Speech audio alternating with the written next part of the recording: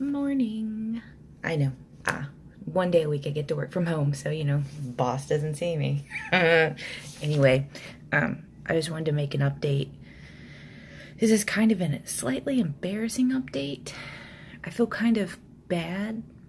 So I was supposed to have that dye test done. Well, we're in the new year, and I called my insurance and I'm like, hey, I'm about to have this test done, I haven't met my deductible, obviously, what happens? And they're like, oh, it's out of pocket till you meet the deductible.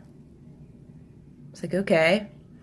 So I looked up the cost of this test, anywhere from $600 to $2,000.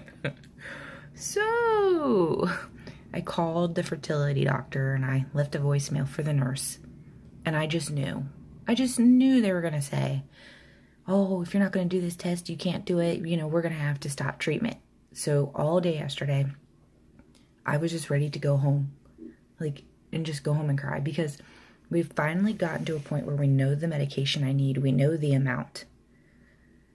And I could just see it being taken away because I can't afford a $2,000 dye test.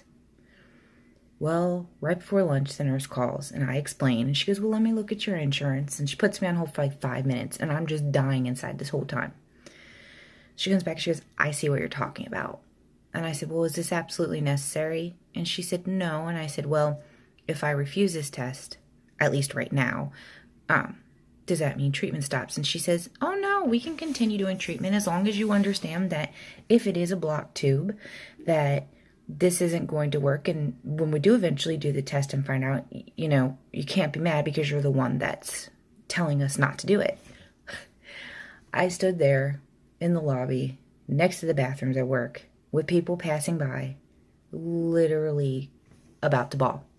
I was so relieved, because for about 5 hours in my head, I just knew I was going to get the worst news.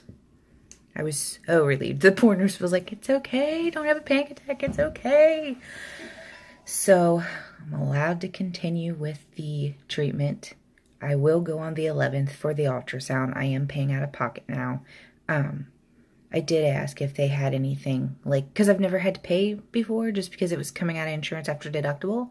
So I asked him, how that works. Do they need everything paid immediately before the next appointment? Or is it you pay $50, you can, So they gave me the financial counselor's number, so I'm going to call them. But that.